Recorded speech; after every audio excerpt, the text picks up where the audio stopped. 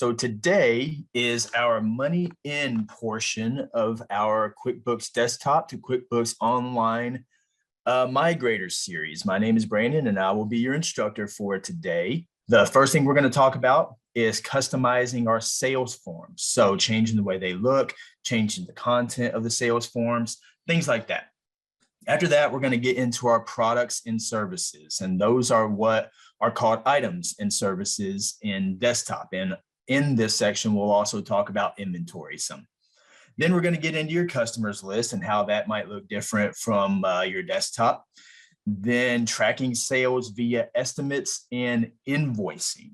So estimates are a optional part of the sales process, but you can, for people who do use estimates, you can create invoices from those estimates, and we'll go into that. After that, we're going to talk about using sales receipts instead of invoicing to track sales.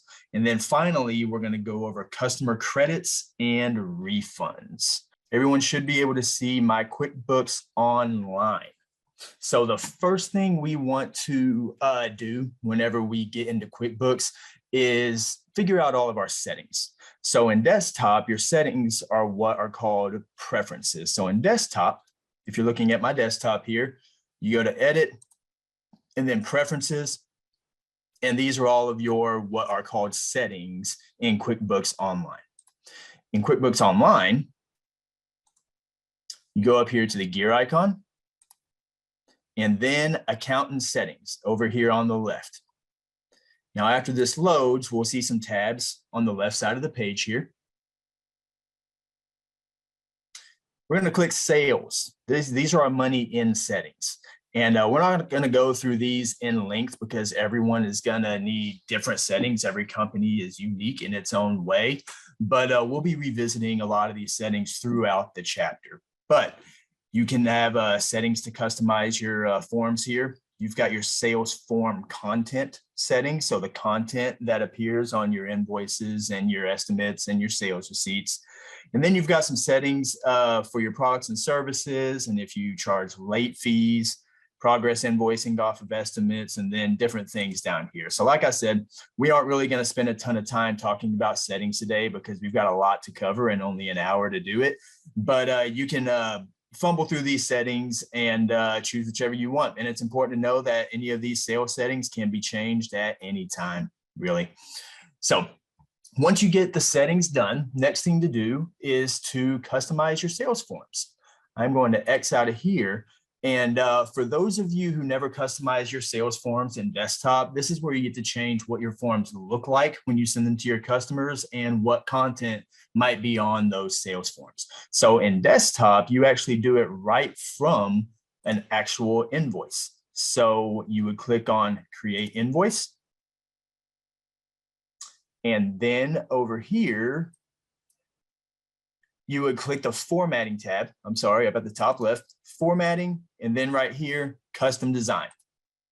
Then you would customize a design and you would create a different sales form.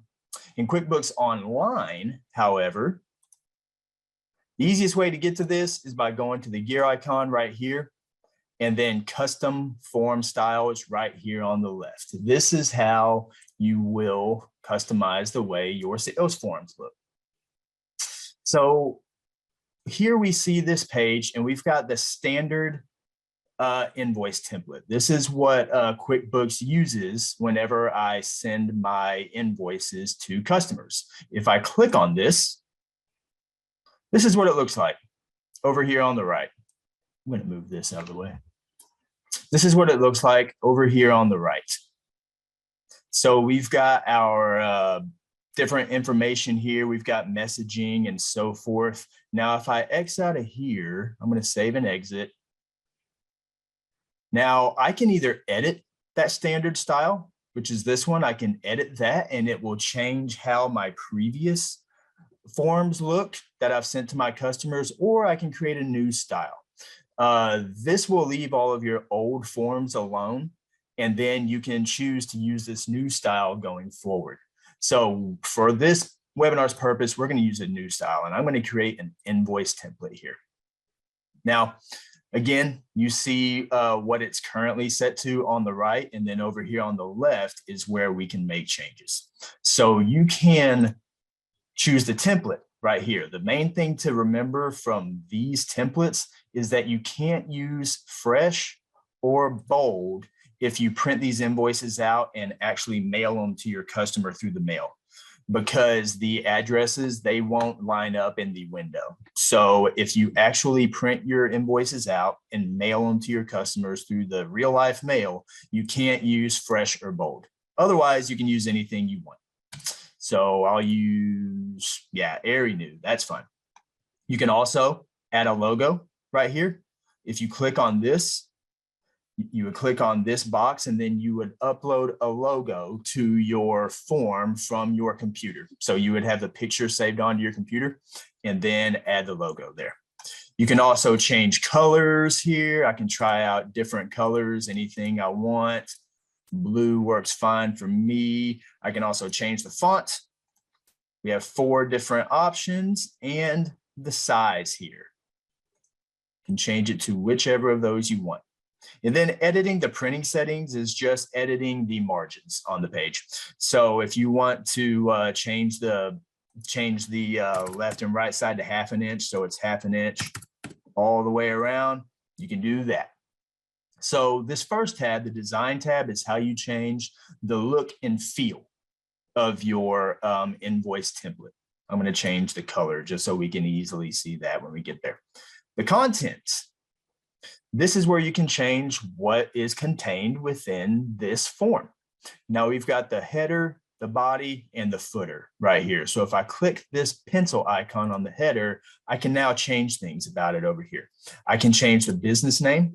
So I'll delete that. That is fine. I can change the phone number or the email, or I can click one of these to get rid of it. So I'm going to click the email and get rid of that. And now only my phone number is there. The email is gone. Can also change the name of this form. So if I was using estimates, for instance, but I called them quotes, I could change this to quotes. And now it shows right here. However, this is an invoice, so I am going to leave invoice on there. You can change the form numbers, the custom transaction numbers. You can do that if you would like. And then here, the shipping and terms and due date, they all go in this section, and I can take any of those off that I want. Me personally, terms and due date are kind of the same thing. So I'm going to take terms off and leave the due date, just like that. Now, one thing to remember, one thing that actually is pretty different from desktop is whenever you are changing your forms, you can normally, when you're customizing your forms, you can normally move some of these around in desktop. So I could change this billing address and put it way over here if I would like, and I can move any of these and stack on top of each other if I chose to do so. Not the case in QuickBooks Online. If I check some of these, they just go away. So I just checked the shipping boxes, they just went away. If I check it again, so they reappear right there, and I can't move them. They're stuck right there. Now down here, we can go to the body, and I can change any of the columns. This is the order that the columns are in. So I've got date and then activity, description. And if I want to change where they are, like if I wanted to put date at the very end, I will grab these 9 dots and I can move it all the way down here to the very end. And now date is at the end. I'm going to move it back. Now I can also, oh, it didn't save.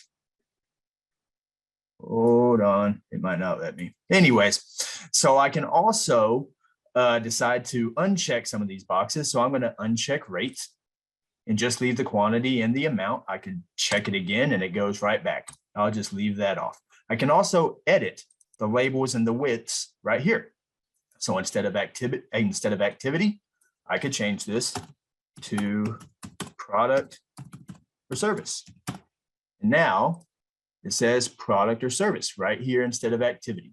Can also change the widths of the columns with these little sliders right here. Now it's important to remember that however many columns you have, so right now we've got 5 columns on this, these numbers that make up the widths of the 5 columns, if you add them all the way up, they equal 100.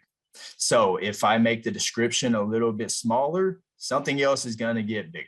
So you just kind of play around with these. I want the description as big as I can get it. Quantity is just going to usually be a small number, so I'll leave that pretty thin, and so forth. Now down here in the footer, you can change the messaging. So you can change the way, you can change the sentence here. We appreciate your business and look forward to working with you again soon. That goes there. You can add a footer right here. If you've got any sort of legal disclaimer or something, you can add that and it'll go at the very, very bottom here. And you can change the font and the size, everything. And then the emails.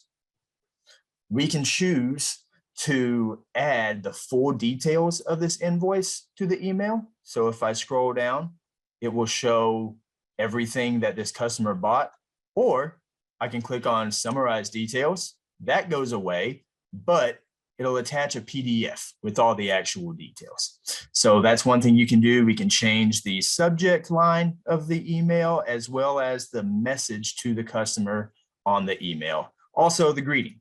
You can choose either to or dear or leave it blank, and then how you want their name to appear. All right. That's about it when it comes to changing a template. And now if I go back, I forgot to name it. Surely it'll take me right back there. Yep. So this is the my invoice template right here. I'm going to edit this really quickly. And I'm going to change the name right here. It's on the design tab. So I'm just going to change this to new invoice and leave it like that and done. So now the standard is still the default. In order to change your new one to the default, you just click on this arrow right here and then make default.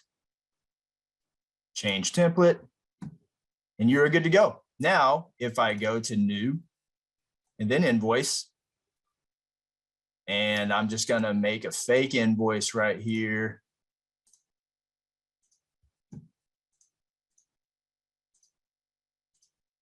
I can print or preview.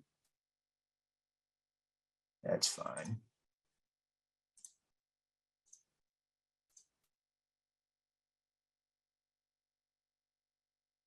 And here's my new invoice template that I just created, just like that. Okay, so that's about all we're going to go over when it comes to changing the way your invoices look. Now, what about if we want to add a field to our invoice? This is another way to customize your sales forms. We've seen all the common information fields on sales forms like shipping and terms, but what if you want to add a custom field to all of your forms that isn't already one of these default information fields? So in our case, we use sales reps at our company. And in order to track each sale from a sales rep, we need to add a custom field to our sales forms. And we're going to call it sales reps. Now in desktop, the way you do this is you would go to a specific customers page. So we're going to go to customers. And then we're going to click on a specific customers page and then click on additional info right here. And then here we would define the fields. And right here, I would create the field sales rep and then okay. And then from that, I could go create a new invoice template and then use the sales rep field on my invoices going forward. It's a little bit easier in QuickBooks Online, and I'll show you that now. So we're going to go back to QuickBooks Online. And you find your custom fields in the gear icon. So we're going to go to the gear icon and then custom fields right here. So I don't have any active custom fields. So I'm going to go ahead and add one. And I'm going to call it sales rep. Now the data type, you can choose to either make it a number only or a date only or text and number, meaning letters and numbers. And you could just use either letters or numbers depending on what this field is. So the drop-down list, this is available to our to QuickBooks Online Advanced subscribers. If you don't have QuickBooks Online Advanced, you can't use the drop-down list. The reason the drop-down list can be helpful is that it prevents you from misspelling whatever you need to spell in your custom field. So I'm going to choose drop-down list, and I'm going to give you an example here. So we've got 2 sales reps here. And on all of my sales forms, I'm going to have this sales rep field. And I'm going to be able to click a drop-down list and choose either Whitney or Mackenzie. However, I happen to have a cousin whose name is Whitney, but it's spelled like this. So if I didn't have this drop-down list and I just typed in Whitney and I misspelled it, our Whitney with an EY wouldn't get credit for that sale on our reports. It would be Whitney with the IE that got credit for the sales, and she doesn't exist in our company. So that's the main reason the drop-down list might be helpful. But if you don't have QuickBooks Online Advanced, no worries. Just make sure you're careful when you're typing in whatever you need to type in. So now that I have created this sales rep field, I choose who gets to see this, and it's going to be my customers. It's going to be on my customer forms. And then I get to choose which of these forms that the sales reps go on. And we are going to pretty much choose every form that could be used with the customer. Yeah, we'll do all those. And now these options right here, this will make this field visible to your customers when you send it. So if I send an invoice to a customer and I have this chosen, my customer will be able to see the sales rep on the invoice. So either Whitney or Mackenzie's name will be on the invoice. If you don't want your customers to see whatever this custom field is, then just leave that unmarked. So I'm going to click save. And now I've got a new custom field, sales rep. So if I go to make a sales receipt, these sales reps are going to create a sale here. And we're going to go over invoices and sales receipts a little bit later and where they are and how to use them and everything like that. But I just want to show you this just so I can kind of show you a report and how to track this. But I just added this sales rep field right here. So Aaron's Photography is going to buy a cedar door, and Whitney was the sales rep. Save and close. I should have clicked save and new. Now new, sales receipt, and then Alamo Foundation is going to buy a garage door. And Mackenzie this time was the sales rep. Save and close. So now I have recorded sales by using my new custom field. So how do I track that? How do I go and check to see what my sales reps have sold and how much they've sold? Well, that would be a report. We're going to go to the reports on the left side of the page on the nav bar. We're going to type in sales by customer summary right here. So these are all the sales that I have made, and I am going to change this to today just to make it a little bit easier. And now, if I go to customize and then filter, I can check this sales rep box and I can choose Whitney. That's another reason why that drop-down menu is helpful. If I had misspelled Whitney right here, it would only give me the misspelled Whitney's sales. Run report. And this is the total number of sales that Whitney has made. And then I can do the same thing for Mackenzie. So that is how you find your sales reps or any other custom field. You will go to whatever sales report you need, click on Customize, go down to Filter, and you'll be able to filter for any of those custom fields or a number of other fields. Okay, gonna X out of that. Next, we're gonna get into products and services. Now, these are what are called items in desktop. So if you go to your desktop, let me X out of here, and click on your items and services icon, it takes you here, a list of all of your items and services. However, in QuickBooks Online, you would go to your sales tab over here, hover over that, and then down to products and services. Now, we made the migration from desktop to online, and this is how our products and services were migrated. This is how they were brought over. So this is something similar to what you should see. So let's look at one of them. We've got this design service here. If I click on edit, this is where I could go to edit any of my products and services. I've got the name here. I've got the description here. This is what will show up on all of my sales forms. I've got the default price rate or the sales price, and I've also got the income account designated right there. Now, sales tax is going to be a topic for another day, but I do want to point out the sales tax options here. So if you click Edit Sales Tax and then scroll all the way down and click this, this is where you can choose non-taxable. Otherwise, QuickBooks will default to making it a taxable and using a taxable product and using the standard rate. Now we're going to add one, and I'll go through all of that. Save and close. Okay, so the way you add a new product and service is by clicking New. And then we're just going to look at these two for right now. A service is a service, right? It's the same in desktop.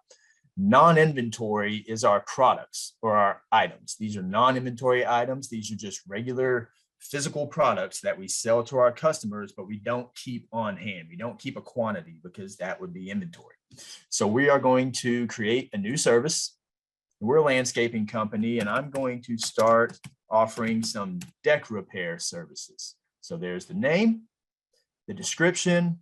We'll just call this deck repair from spring hailstorms. I live in North Texas, and we have a lot of hailstorms around here in the spring. It actually hailed a little bit today.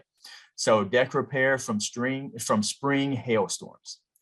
The sales price or the rate, I'm going to charge $150. And now for services, as you know, it's $150 per hour in general. Products would be $150 per that one product. Here's my income account right here. And once again, it's defaulted to taxable standard rate. I'm going to show you this one more time. If you click on, if you're trying to create a non-taxable product or service, you would click on Edit Sales Tax. And then down here at the bottom, you would click Still Don't See What You're Looking For. And then you'll be able to choose non-taxable. We're just going to leave this as is. So now I have created my, oh, we already have that. Okay, I've already created that. If I scroll down and choose deck repair, there it is. What did I call it before? Super awesome, really neato deck repair, I think is what I called it before. So anyways, I had already created that. But you get the gist. You would go to New to create, and you would go to Edit in order to edit one that is already created. So now we want to talk about inventory, because inventory is actually much different in QuickBooks Online than it is in QuickBooks Desktop. So if we go to QuickBooks Desktop, and I'm going to X out of this, I don't think I have inventory turned on here. So actually, we're just going to stick with QuickBooks Online here. But I do need to turn inventory on. There's a setting that you have to use to turn it on. So we're going to go to our settings, which again is the gear icon, account and settings. We will wait for this to load, and then we're going to click sales, And then down here in the products and services section, track inventory quantity on hand. And then we get this message. It is about FIFO. So this is one of the major differences between QuickBooks Desktop and QuickBooks Online. So in Desktop, if you purchase some inventory items for 20 bucks, so let's say I sell cell phone cases and I purchase them for $20 and I sell them for $30. I make $10 of profit every single time I sell one. But my manufacturer calls and says, hey, we're having a fire sale. You can get those same cell phone cases for $10 now. I'm like, okay, let's do it. So I've currently got 10 $20 cases on hand, and I'm going to go buy 10 $10 cases. So now I've got 20 cell phone cases on hand that I'm going to sell for $30 each. In Desktop, it averages that $20 amount and the $10 amount together so that now they're all $15. When I sell those for $30, I make $15 of $15 of profit off of each one. It doesn't work that way in QuickBooks Online. In QuickBooks Online, it's first in, first out. So if I had those $20 cell phone cases on hand, and I had 10 of those, and I also had 10 $10 cases on hand, and I sell all of these for $30 each, then QuickBooks will calculate my profit based on the ones that I bought first. So I'll have to sell those $20 cases and make $10 of profit off of every single case before I can start selling those $10 cases and make $20 of profit off of every single case. And there's no way to change this. This is just how QuickBooks works. This is actually the reason QuickBooks Online does it this way is because Intuit has found that most users actually prefer it this way because it's more accurate to how things played out in the real world. So again, it's first in, first out instead of averaging your inventory assets. And there's no way around this. It's just how QuickBooks does it. So if you want to use QuickBooks or want to use inventory in QuickBooks Online, you'll just turn that on and then click continue. Now, another thing to remember about inventory in QuickBooks Online is that, I don't know how that got in there. Here we go. So once I turn it on, let's talk about this first. Once I turn it on, I get these two buttons here. I get a low stock button and an out of stock button. Once I start adding inventory items, so going to new and adding an inventory item, it will tell me when I'm out of stock, when I've sold all of those items, and also when I'm low stock. And this low stock number is set by me, but we'll get there in just a minute. Okay. Now, another thing to remember about inventory in QuickBooks Online is that it's best to only use inventory in QuickBooks Online if you are buying whole products and then selling those same whole products. So for instance, we buy and sell lawnmowers. I buy whole lawnmowers, I put them in my warehouse, and then I sell those whole lawnmowers. I don't buy the parts of lawnmowers and then assemble them in the warehouse and then sell whole lawnmowers. It's buying a whole product, holding on to it, and then selling that whole product for a profit. Now, whenever you assemble something in QuickBooks Desktop, that's called inventory assemblies. That is something that is a feature of QuickBooks Desktop, but not really a feature of QuickBooks Online. So if you do want to use inventory assemblies, then whenever you're making the migration, there will be an option to not have the quantity on hand imported.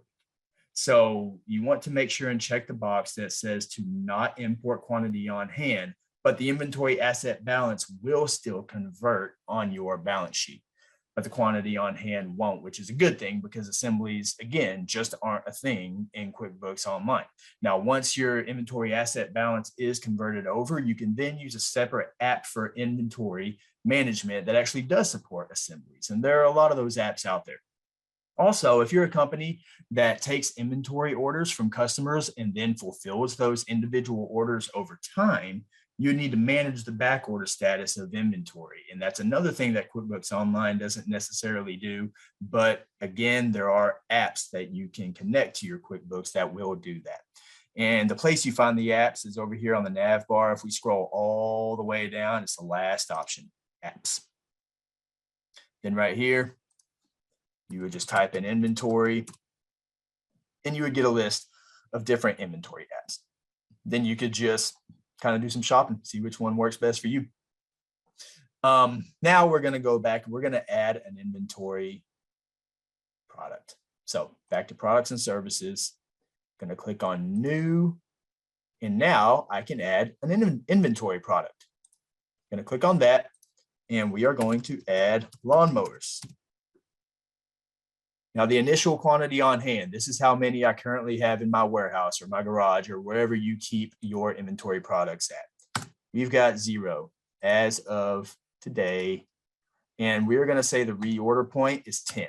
So now this is where you set that low stock number. Anytime that we dip below 10 lawnmowers on hand, QuickBooks is going to tell me that I'm low stock on lawnmowers. And then down here is where you choose the inventory asset account, the income account, as well as the cost of goods sold account here. You can add a description right here. This is the description that your customers see, and then a price right there. And then down here, this is a description that your vendor will see on purchase orders. If you use purchase orders in order to order inventory, this is the description that your vendor will see. And then the cost, $100. So we sell them for $500 and we buy them for $100. Save and close. So now it tells me I've got 1 out of stock and 1 low stock. Those are the same thing. If I click on one of these, it'll take me right to lawnmowers. And it'll tell me the different things I have right here. So I've got my reorder point is 10 and I've got 0 on hand. Now, we want to, I want to show you an expense form real quick. So if we go to new and then expense, where you can buy these inventory items, you'll use this down here. We're not going to use the category details. This is where you categorize different expenses, but whenever you're buying inventory items, you'll use this item detail section right here. So you'll actually get to put your own product and service right here. So lawnmowers. And then however many you want to buy. I'm going to X out of here. And then whenever you use them on an invoice, we're not actually going to do it yet, but we are going to, I just want to show you that there is no items details on the sales forms. You would just type in lawnmowers just like normal, just like you would like normal. Then X out of there. Now, if you do use purchase orders, those are found under your vendors. So we're not going to get into that today because that's more money out. But if you do order inventory items that you sell, remember you buy whole inventory items and you sell those whole inventory items. You could use a purchase order in order to order those items from a vendor. It's not required, but some people do use purchase orders. Okay. So that is inventory in a nutshell. I am going to take you to the reports area. I'm going to type in inventory. And now the inventory valuation detail and summary, these will show you, we won't have anything in here right now, but these will show you the product here, how many you have, the asset value, and the calculated average of the asset value. If you've sold some of these, it would also show you the income you've made off of your inventory products. We also have one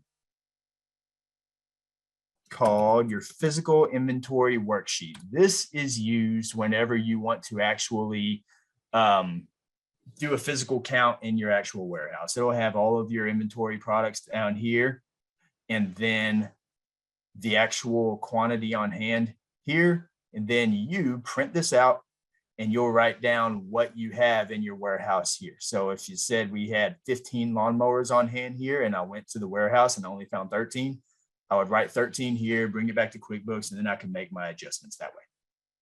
Okay, so that's inventory when it comes to QuickBooks Online. But what about bundles? If you noticed, whenever we went to our products and services here, new bundle. So what's a bundle? If I can't use inventory assemblies, then what's a bundle? That seems to make sense that those would be the same thing, right? Well, your inventory assemblies in Desktop are imported into QuickBooks Online as bundles. But as I mentioned, inventory assemblies just don't work in QuickBooks Online. Instead, you would use these bundles for your group items in Desktop. For example, here we sell doors and doorknobs and door installation. Those are 3 separate products and services on our list, but we sell them together.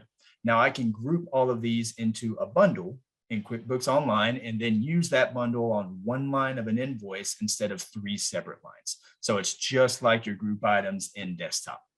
And also your group items in Desktop convert to bundles as well. So your group items will convert as bundles and your inventory assemblies will convert as bundles. You can't use inventory assemblies in QuickBooks Online, but you can use the group items. And if I click on new and bundle, here is where I can name the bundle and add all of the products or services in this bundle. Then I can use that bundle on an invoice on one line instead of multiple lines. Okay, so that is about it for our products and services.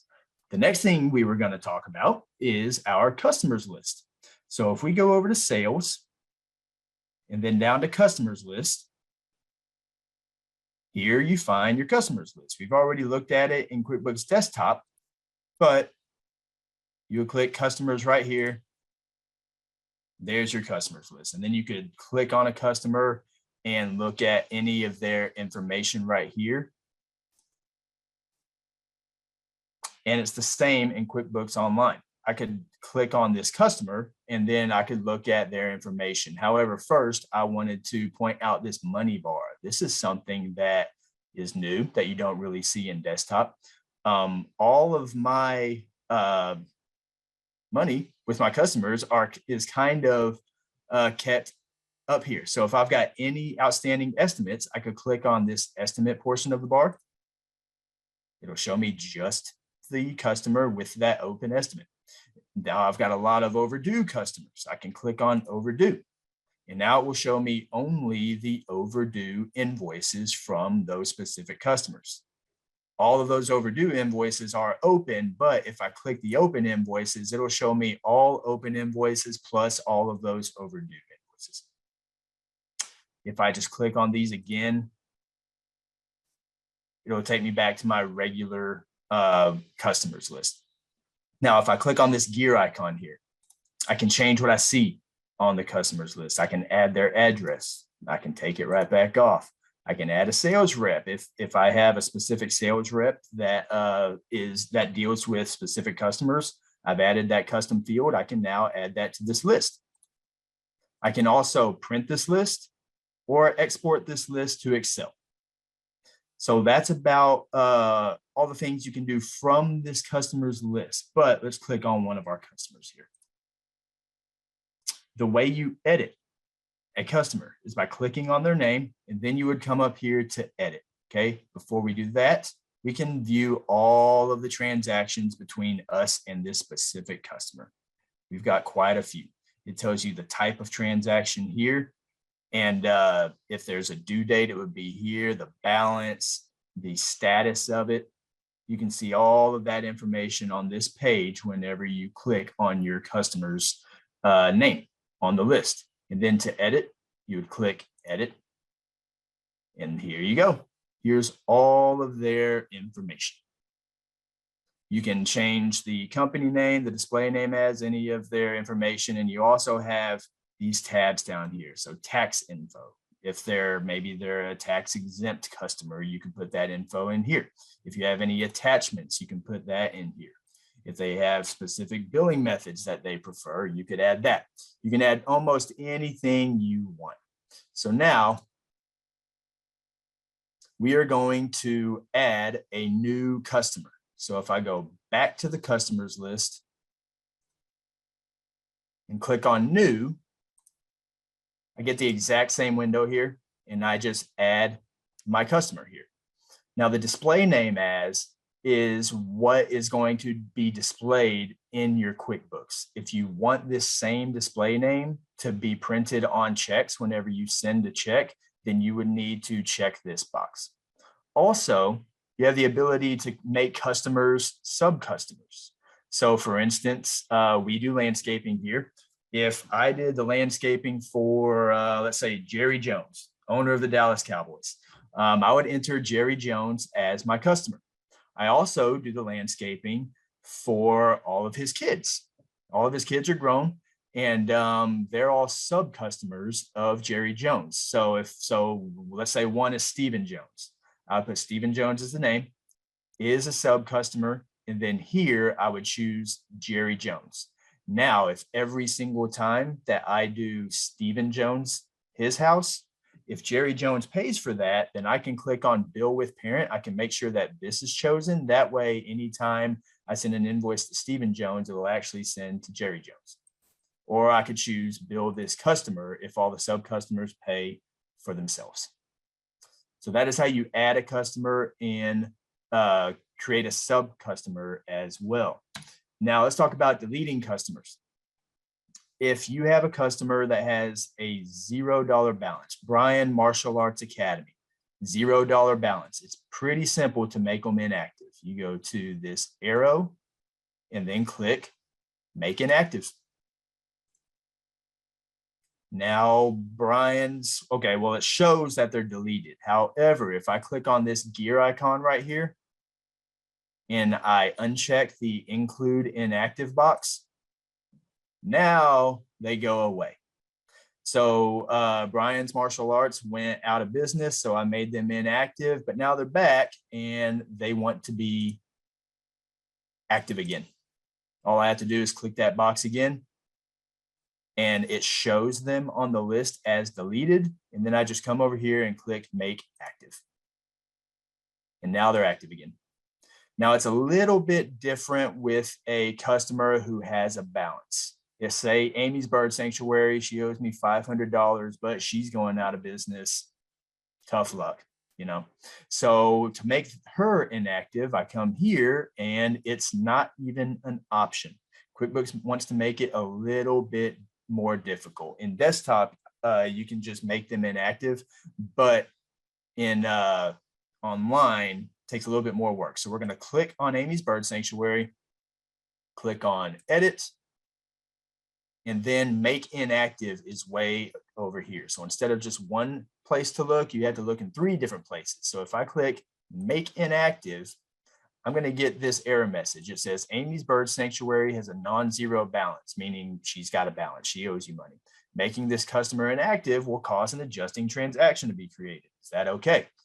Well, I know I want to make her inactive, so I'm going to go ahead and click yes. And now let's look. Here's a list of the transactions between us and Amy's Bird Sanctuary, who I just made inactive, and she owed me $500. So here's the invoice for the $500 that she owed me. Now the transaction that QuickBooks created was this credit memo for the exact same amount. And then in order to link this credit memo to this invoice, QuickBooks created a $0 payment right here. And we're going to get to how to do that here in a little bit, okay? We're going to get into credit memos towards the end. I guess we are already kind of towards the end. But let's talk about merging customers. So we're going to go back to our customers list. And we've got a customer named Dallas Hardware and Tools. We've also got a customer named Smith Hardware. Well, Smith Hardware bought Dallas Hardware and Tools. So we want to merge these 2 customers together. So the way to do that is you change one name. So you go to Dallas Hardware and Tools, we're going to change them to Smith Hardware. If I click on Dallas Hardware and Tools and then edit, and then go to this display name as section right here and change that to Smith Hardware, and save. Now I get this message. This name is already being used. Would you like to merge the two? Yes, I would. Now they are one person on my list. So Dallas Hardware in Tools is deleted, but it merged into Smith Hardware. And all of our transactions are in that one place. So that is the customers list and how it might differ from QuickBooks Desktop. Now let's talk about estimates. So this is an optional step in the money in process. So not everyone will use estimates, but for those who do, you know that this step comes before invoicing. So we'll cover it first. For those who haven't used estimates, an estimate is simply a form that tells a potential customer how much a product and or a service will cost if they buy from you. So in Desktop, let's go back home. Here's the estimates icon. That is where you find the estimates. In QuickBooks Online, it's in the New button and then Estimate. So here you would enter an estimate, and we are going to use a customer of ours called Cool Cars. They want to know how much some design and gardening is going to cost. So we estimate that they want about 4 hours of design, and it's going to be about 12 hours of gardening. So save and close. And now we've sent that estimate to Cool Cars, to Cool Cars, our customer. Now, if we go to our money bar here to the estimates, obviously we can see that estimate that we just sent. So now we want to create an invoice from this estimate. If you're already on the customer's list or the customer's page, you can just click right here, Start Invoice. However, say you're doing something else in QuickBooks, or you're not even at your QuickBooks, and they call you up and say, yeah, let's go ahead and do this. You could just go to New and Invoice, and then type in Cool Cars. And that invoice pops up here on the right, or I'm sorry, that estimate pops up here on the right. If I click Add, I can choose to either invoice for the entire estimate or a percentage of each line on the estimate, or a custom amount for each line. We're going to choose custom amount, copy to invoice. So now QuickBooks has added all of that to my invoice. Now, if I want to change, obviously I want to change how much they want. So we said they wanted $300. Well, they said they wanted some design. We said it would be about 4 hours and it would cost $300. They said, let's do all of that. Let's do all of the design. There you go, 300 to 300. But the gardening, let's only do about half of that. So I can either type in 150 right here, since I've got amount in my drop-down list, or I can choose percent and type in 50%. There we go. So now I'm invoicing for all of the design and half of the gardening. Save and close. And then they decide, let's go ahead and finish it out. Let's go ahead and do the rest of the gardening. So if I go to New and then Invoice, type in Cool Cars, the rest of the estimate is here. So it says the remaining totals of all lines. Remember, the full estimate was 600. QuickBooks remembers that it's only 150. Only 150 is left. I can also custom the amount again or choose a percentage of every line. We're just going to do the remaining. Copy to invoice. And now I can invoice for the rest of it. But what if I accidentally invoice for a little bit more? Or it won't let me. I got to do it right here. If I accidentally invoice for a little bit more, save and close, QuickBooks will tell me. So that's a good thing about creating invoices from estimates. If you create an estimate for this much and then you accidentally send an invoice for more than that estimate, from that estimate, then QuickBooks will tell you that you've gone over. And then you can choose, yep, I want to go over, or cancel. Now I'll change this back to 150 because that's what was left. Save and close. So that's how to create an invoice from an estimate. Now, what about creating invoices without using estimates? How do you do that? So like I mentioned, using estimates is totally optional. So if you're not a company that uses estimates, you can still create invoices for your customers by clicking the new button. So new and then invoice. Now remember, on all of our forms, we need the who, the what, the when, and the how much, always. So the who. We are creating an invoice for our customer, Dietrich Motors. They wanted, so we've got the who and the when, and now the what down here. They wanted a garage door. They wanted us to install it. Just one garage door, and they want us to install it, and we know that it takes about 6 hours to install. Expensive garage door and expensive installation, right? So now we can move these lines. If we want the garage installation to be on top of garage door, I can click on these 9 dots over here and move it up and move it up. There we go. There it's stuck. And I can also move garage door back if I want to. Now, in order to create a subtotal, if I want to show a subtotal of the garage door and a subtotal of the install, if I click on garage door or just click on this line and then add subtotal, it'll create a subtotal right underneath that. Same deal here. If I want a subtotal under my installation, I'll just make sure that I'm clicked on that line and then add subtotal, and it added the subtotal right here. So those are different things you can do on invoices. Let's see, I don't think there's anything else to discuss here. Yeah, so here's the invoice. We've got the who, the when, the what, and the how much. Save and close. Now, after you send an invoice, obviously you expect to get paid. And of course, Dietrich Motors has sent us a payment. So the only way to close out that invoice is to receive the payment against that invoice. The way you do that is by clicking on new and then receive payment. Now, whenever I type in Dietrich Motors here, that invoice pops up right here. I'm going to click on that invoice and it automatically says that they're going to pay the full amount. However, I can change that if I want. If I change this to just $2,000, now I am receiving $2,000, and QuickBooks will know that this payment is, this invoice is still open for the amount of, it would be $2,200 and change.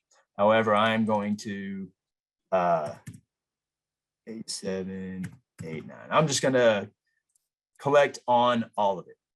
Now, this is an important thing right here, undeposited funds. In QuickBooks Desktop, this is automatically done. If you go to your QuickBooks Desktop and we created an invoice from here and then receive a payment, when we receive a payment in Desktop, it automatically gets put into our undeposited funds account, which is a really great thing. You really want to use undeposited funds. In QuickBooks Online, it doesn't necessarily work that way. You have to choose undeposited funds. If you leave this here, it'll stay there. It's a sticky setting. So next time I come to receive a payment, this will be here. But I do have the option to actually deposit this into bank accounts if I wanted. However, undeposited funds 99% of the time is the right thing to do. So we always recommend using undeposited funds. So now, I've got this invoice out to Dietrich Motors for this much. I am choosing to receive a payment, or I'm recording this payment that they sent me for the full amount, and I'm putting it in my undeposited funds. Save and close. Now that you've got the payment in your hand and you've put it in undeposited funds, we need to go deposit that in the bank. So I'm going to go do that in real life. I go deposit it in the bank, and then I come back to QuickBooks in order to record that deposit. So if we go to new again, and then over to bank deposit, this is where my undeposited funds are. So I've got 2 sales receipts as well as a payment on an invoice. If I'm depositing all 3 of these things together, I'll check all 3 of them, make sure this is the correct account, and then save and close. And that will empty out my undeposited funds into my checking account. Now, if you've got anything else to deposit on this particular deposit slip, you do that at the bottom here. So let's say you're taking out a loan or something, and well, that's not a good idea. Let's say you got a refund. Let's say a vendor sent you a refund and they send it to you in the form of a check, and you're going to deposit that with these payments from your customers. You would put that refund down here. Or let's say the owner is putting some money into the business and they give you $1,000 check in order to invest it into the business. You would put, and they want you to just deposit that with this deposit slip. You would just put that down here. So up here is your undeposited funds and all your payments from your customers that you designated to go to your undeposited funds. Down here would be things that would be added to the deposit that weren't payments from customers. Another thing would be bank fees. You could subtract from this deposit and use your bank fees down here, and you would enter a negative amount. So right here, it says we are depositing $63.87.79, but I've got a $10 bank fee. So for my account, it would be something like some sort of fees. We'll just call it legal and professional fees. You can have bank fees as an account, whatever you want to use. And we received this from our bank of any city, and it's a $10 fee. So I need to type in negative $10 because I'm taking $10 out of this deposit. So this is how much I have in payments, $63.87. But down here, I'm depositing $63.77. So you always want things to be recorded how they happen in real life. And in real life, I deposit all of these 3 together at the bank, but I also had a $10 bank fee, which I've recorded down here. Click Save and Close. And now my undeposited funds have been moved to the checking account. Everything kind of works the same as invoicing as it does for sales receipts as well. So sales receipts are when you get paid at the time of the sale. So someone comes to you, they buy something from you, they give you the money, you give them the product. They paid at the time of the sale. You're not giving them any time to pay like you do in invoices. So in Desktop, the sales receipts are right here. Create sales receipts, this icon right here. In QuickBooks Online, bet you can't guess, new button. So under the customer section, you will click on sales receipt. And then you don't have to use a customer on sales receipts. You do on invoices, but on sales receipt, that's just totally optional. But we're going to use a customer. It's Diego, and he bought a lot of nails and washers and a cedar door. He's going to install it himself. That's why he's buying all of this stuff. Now here, again, you probably want to use undeposited funds. It's just always a good idea to use undeposited funds. So make sure you've got this chosen on all sales receipts, as well as whenever you go to receive payment towards an invoice. Undeposited funds. Save and close. And now when I go to new and bank deposit, that sales receipt will be here from Diego Rodriguez for that amount. And whenever I'm ready to deposit it in real life, I will come into QuickBooks and record that. Okay, last thing we're going to talk about in this section of the series are refunds and credits. So this is the not so fun part of money in. And as most of you probably know, refunds give money back to your customers, like money actually exchanges hands, while it doesn't affect their balance. Sorry, my eyes got really dry. Excuse me. So refunds are whenever you give money to your customers, it doesn't affect their balance at all. However, credit memos, no money is exchanging hands, but your customer's balance is lowering. So we're going to learn how to do that next. Now, if we go to our QuickBooks Desktop, we can see this refunds and credits icon right here. I would click on that, and then up here, I would choose either the return receipt for a refund or the credit memo if I'm giving my customer credit. However, in QuickBooks Online, I know you'll never believe this, but we do both of those things from the new button. So we're going to start with a refund. A refund receipt is what you'll use when you give your customer a refund, and it works just like a sales receipt. So Diego came in and he bought all that stuff from us, and then he realized he bit off more than he could chew. So he's just going to return all of this to us. So it was a bag of nails, a bag of washers, and a cedar door. By choosing all of these products and services, now the income accounts that these products and services are pointed to, they will be affected. So whenever I sold all of these things to Diego, those income accounts went up. Now, as I'm using a refund, as I'm giving him a refund for all of them, since I'm using the same products and services, those same income accounts will come down. That way you're not overestimating your income or over reporting your income. So we've got the who, the when, the what, and the how much, save and close. Oh, I'm sorry, I missed that. You have to choose a bank account you want it to come out of. Obviously, with refunds, money is exchanging hands. So you have to choose where you want that money in real life to come from, whether it's your savings, checking, whatever. We're going to say checking, save and close, and then refund successfully issued. There we have it. Now, last thing, we're going to talk about credit memos here. And first thing I want to show you is a setting. If you go to the gear icon and then accountant settings, I'm going to wait for this page to load for a sec. We're going to click on advanced.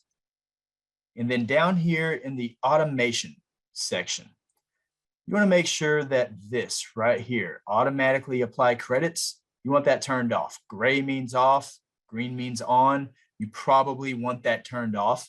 If this is turned off, then whenever you create a credit memo or you receive credit from a vendor, QuickBooks won't automatically apply it. So whenever QuickBooks does automatically apply a customer credit, it's applying it to the oldest invoice. So if you've got multiple invoices out to a customer and you create a credit memo and this is turned on, that credit memo is going to be applied to the oldest invoice. However, what if that customer wanted you to apply it to the newest invoice? Maybe that's the case. So you turn this off and then you just have more control. Now, we've got a customer, Bill's Windsurf Shop. We did $200 worth of work for him, but he was not pleased. So we are going to, and he hasn't paid us yet. So we sent him an invoice for $200. He hasn't paid yet, so he doesn't.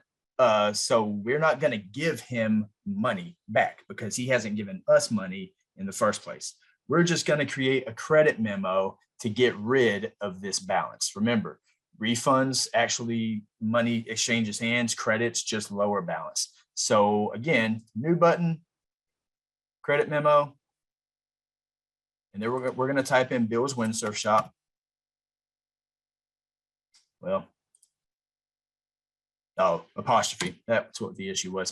So Bill's Windsurf Shop, and then you can add a product and service here if you want. I believe it was $200 worth of design we did for Bill, but you don't have to use a product and service right here. In desktop, I believe you do have to enter a product or service right here, an item or a service, but for us, we don't have to in QuickBooks Online. And then the amount is going to be for that $200, save and close. So now it shows a $0 balance up here for bill at the top right. $0 balance. However, we have this $200 invoice right here, and it's open. And we've got this $200 credit memo right here, and it's unapplied. So now we need to apply both of these things. Remember whenever we deleted Amy's bird sanctuary earlier and she QuickBooks automatically did this transaction for us? I'm going to show you how to do it. So you go to new and then receive payment. We're going to type in bill. Bill is WindSurf Shop. And now here, it shows the invoice and the credit memo. I've got the invoice checked. I've got the credit memo checked. And then up here, it shows I am receiving $0. Save and close. And now there is that $0 payment that just applied this credit memo to that invoice and closed all of that out. So he doesn't owe me anything, and this won't be showing up. The invoice won't be showing up on my accounts receivable reports either. So that is it for money in. But okay, I think that is it for today. This was fun. Glad everyone came today. And we had fun answering your questions and teaching you. And that was money in. Y'all have a good one.